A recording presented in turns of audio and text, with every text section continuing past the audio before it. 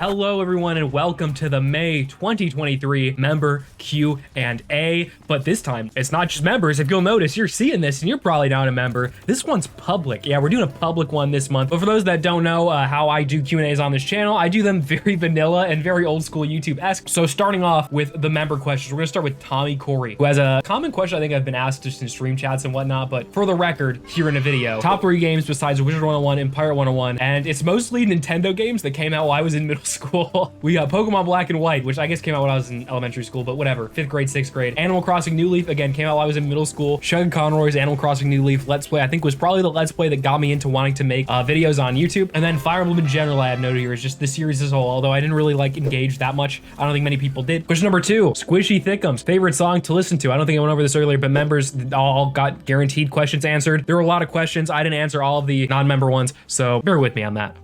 But favorite song to listen to. It's tough because I very much listen to different types of music and different musicians and artists throughout phases of my life. In high school, I listened to a lot of choir music. Shout out Eric Whitaker, because I was in choir and I was around that type of music and people like that type of music. Nowadays, I listen to a lot of Mr. Krabs rap music. And that's not a joke. That's a real thing that is made right now. If you don't believe me, look up Secret Formula by Cash Krabs. It's a real thing that a guy who's doing a Mr. Krabs impression makes, and it kind of goes fucking crazy. But I guess my favorite soundtrack of all time, and this ain't even from like traditional music, but it's the Minecraft Alpha OST. That shit is, I've been listening to that pretty much my entire life, from late elementary school all the way till now. If I'm in a slump editing, sometimes I'll just bump out Sweden, bump out Cat, shout out my favorite music disc. It'll put me sometimes in a good mood. Wet Hands is also, I guess Dry Hands I like a little bit better than Wet Hands, but besides the point. Question number 3 from Bia Armstrong. I remember on stream you mentioned that Stardew Valley was one of the best games you've ever played. Have you considered playing that as a variety stream, as a series on the channel? And if so, would you be open to trying similar games like Roots of Pacha or Haunted Chocolatier? I've never really thought about playing Stardew as a channel thing. I think I tried playing it once while I was in middle school, back when I made middle school videos on YouTube. You know, not videos about in middle school, but videos while I was in middle school, and they all sucked and they're all private, trust me.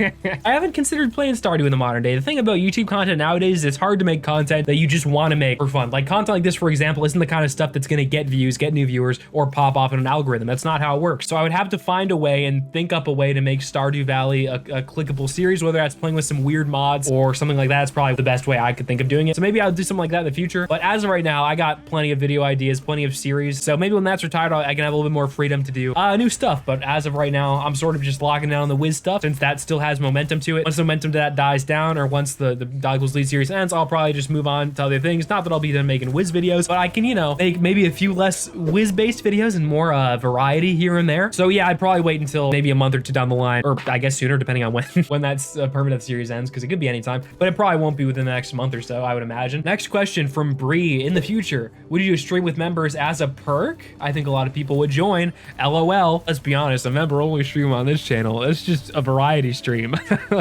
I'm just saying, if I play Omega Strikers Rank, that's pretty much a members only stream right there. You know what I'm saying? But I've never considered using it as a perk. I might at some point in the future. If enough members are like, hey, I want this really bad, I'd have to, you know, get members sliding up in the Discord to coordinate a date and stuff like that. But yeah, it's something I'll think about if enough members are like, hey, I want this, or enough people are like, hey, I'd become a member for this. But as of right now, it's basically just variety streams. Maybe when I get bigger as a channel, my mind will change in that regard. But as of right now, tune into a stream that's not Wizard 101 and you'll probably get it. Question number 2 from Bree. Favorite anime series and favorite protagonist and antagonist? And that's a hard question. I mean, I haven't seen a ton of anime in my day. I've seen quite a bit. I've seen like probably upwards of 30 series, probably more than that if you combine like reading manga and watching anime. Favorite protagonist, I gotta go, this is a bit of a deep cut, and by deep cut I mean only sports anime fans probably gonna get this one. Sawamura Eijun, Ace of the Diamond. Oh, that show is so good. He's just a classic scrappy, optimistic, charming underdog who's also goofy, and I get that's a lot of protagonists, but he's probably my favorite of that archetype. Favorite antagonist, we get a little bit crazier. I'm tempted to double dip into Ace of the Diamond again and go for Narumi, but maybe I gotta be a little more cultured than that to prove to the people that I know what I'm talking about. But there's really nobody else that comes to mind. Like, I'm trying to think back. I've seen all of One Piece. I don't know. It would probably just be Narumi. I don't know. Probably he's the GOAT. He's a fun foil to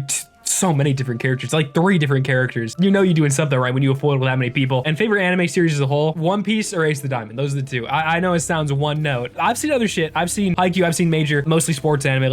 I'll keep it a stack. I just got finished reading Tokyo Ghoul. Had actually a very good time reading it, despite it not being the most like soundly written manga or anime I've ever read. And now we got a Braith question. Favorite and least favorite thing about being a content creator. And let's be real here. There's a lot of things to love about being a content creator. You make your own hours. You don't got a boss breathing down your neck. I can wake wake up as late as I want and start working, which I duly appreciate. When I had real jobs or real school, I can't stay up till 3 a.m. doing whatever I want to do, whether it was working on content at the time when it wasn't a full-time thing, or whether it was just fucking gaming like a degenerate on Honkai Star Rail, which is a modern thing. But yeah, the free time is nice. Not having to ask for time off for like a doctor's appointment or trying to figure out how to schedule something around work is probably the greatest pro I can ask for in a job. I think the idea of being able to make cool shit for a living slaps. I love that. That was the whole big draw of me making YouTube videos, is I get to just work on creative projects and people watch them and I get money via people watching them. That is pretty hype. You can't really ask for much better. The only downside is attention. Whether it's negative attention, sometimes positive attention also can be a little overwhelming, but of course, who doesn't love a good compliment now and then? I'm pretty callous. I would say I'm very good at dealing with criticism and negative comments. It doesn't really get to me very much at all, but the attention as a whole, especially once you get bigger and bigger, I'm not really at a point where it's too big of an issue yet, but once I get bigger and bigger, hopefully as the channel gets bigger, I mean, there's no guarantees, and that's what I'm shooting for as a YouTuber. Once I'm getting to spots where I'm like at 100K, you know, going up and up and up, stuff like getting recognized will be a pain in the ass. I'm a person who values their privacy, and having an every word spoken under a microscope is probably by far the worst part of it being any sort of public figure, even if it's niche and micro like it is being a Wizard 101 YouTuber. And that's about as niche and micro as it gets. Question from Riley H. Dubu?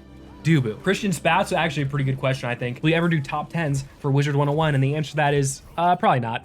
Nah, people already be doing top 10s. It's just not something I'm not all that interested in, because A, it's not something I can really add unique value to. It's, again, something that's been done a lot. And it's not to say that the Wizard Permadeath series I do is some creative genius thing I invented. It's not. I literally jacked this series idea from some random guy I saw on Twitch with the most viewers in the Wizard 101 category in like 2019. The things I like to do with videos is like really break down stuff like a story or stuff like a fight and strategy and narrate it and like form a linguistic video around it. I think that's really fun. I think it's probably the most fun part about making videos, is writing a script and figuring out how to convey how a fight's gonna go, problems with a game system or combat or how things work, or even breaking down a story. I think breaking down a story is really fun too. And with a top 10, you can't really do that as much. I mean, you can be like, top 10 favorite worlds and break down why this world story is awesome, but that's just not that fun to me to do. It just seems kind of boring. It just doesn't interest me, is I guess the best way to put it. And I don't mean that as any shade to anybody that does top 10s. That's totally fine. It's just not something to me that interests me. And I usually only make videos that have a concept that interests me in some way. And the last question, emoji with a gun. What's your worst fear? Now I have it written down in this document here. And my worst fear, at least as I wrote it down, was probably dying before exhausting my potential as a human being, which I think is a pretty valid fear. Death is, I think, probably what most people fear the most. The more I've thought about it, it's like, yeah, I think like the fear of some bad happening to my relatives is probably worse than something bad happening to me. Yeah, I guess that about sums it up. That about sums up the Q&A video. You're supposed to end with death, but hey, if you enjoy the Q&A format, you enjoy just me bantering to a camera, the gameplay, and the questions popping up, not a very intensive video. If you enjoy that type of video and you enjoy this sort of unscripted format, become a member, man. You get these monthly. But I know money's tight, and who the fuck trying to spend it on a YouTuber? Let's be honest. See you guys in the next member Q&A. Hope you guys enjoyed, and yeah, as always, see you guys next time.